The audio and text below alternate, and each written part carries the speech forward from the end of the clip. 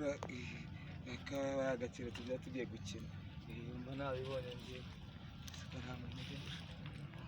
aterura agakono kawe rero kare bakita kabindi kano ni akabindi uze kano kabindi wagakuye he kabindi uzinga gakamaze imyaka myinshi cyari kari karamere kakameze wagakuye he ndagakuye nk'akara bakinywa bagakamera indi ndagakuye nk'akara witwa nde bagakamera nigo wita Muriro Watsi dore hano mu bitugu bya witwa nde Muriro Watsi niwe witwa Muriro Watsi nanjye turi gunda nawe ufite nta nubwo ari amazina yenda memba no dore iri hano mu mugongo birimo iryo zina se warikuye he turi na Magaze Grass Sport iri zina nijyanye n'ishakire rishatse kuva muri 76 iragaheje 76 zuba wari ukiriho ko ndebe ukiri mutoya 76 narindi unabutse 78 nibwo naribonye aha Reyo se ko ndeba uyikunda cyane bimeze gute cyane no tubwira amateka yawe na Reyo mwebwe amateka na Reyo kuva navuka nkasanga ngana gucya cyina saze fana Reyo Sport no papa wanjye yafaraga Reyo Sport na papa wanjye yari umukunzi wa Reyo Sport yari umuntu mwiza cyane papa wanjye na mama bapfuye muri 70 nyine mu gihe cya jenoside n'igihe byabayeho nta nubwo ari ibintu bikaze cyane nta nubwo ari ibintu birenze nsanga Reyo Sport yanjye yayisangaho yabari abanuza bose ba Roza Sembagari wa Semba turanaziranye n'inshuti yanjye bantu bari bose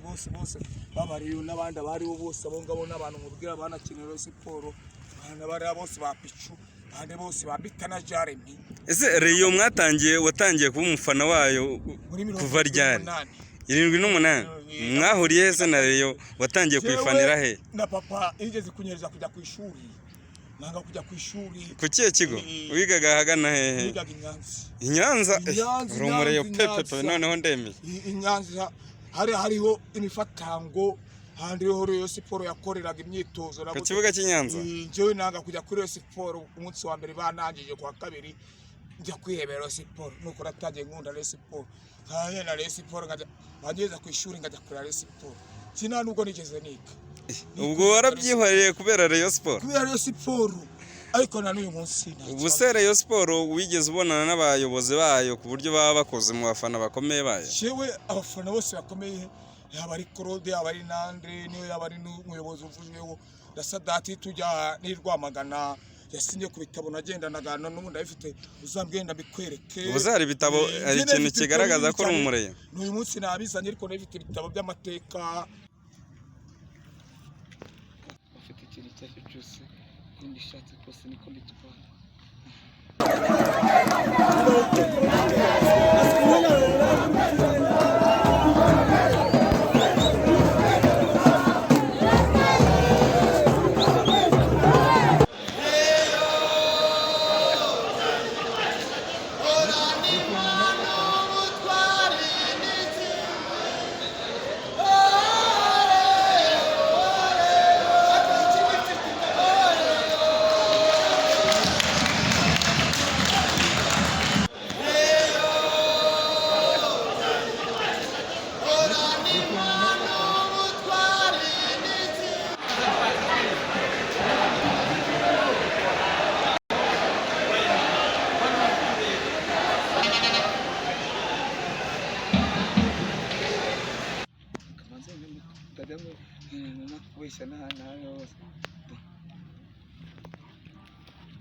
nige navukiye n'inkingo zose narazirangije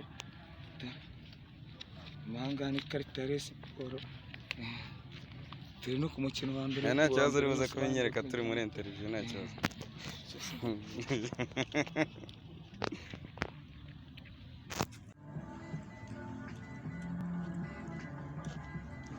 ngo kakaba karazimye ibi ni ibintu nege kubura nakuze no kubura nago byapfa kuze byamana n'ibisitani hari yambwiye ko uvuka ku Mugonzi neza Kaberi se mwarakinanye mwaraturanye ku Mugonzi urari umusitari mwiza cyane Iremere uzabaze n'uware wese Kaberi foturanya n'ifotura niga Kabe uwo mucuti wawe bite byiwe yagakozeho arakaze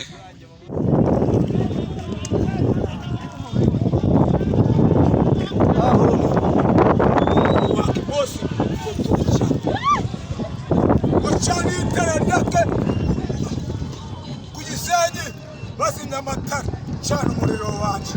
bazina amatara cana umuriro wanjye bazina amatara cana umuriro bazina amatara cana umuriro gucana umuriro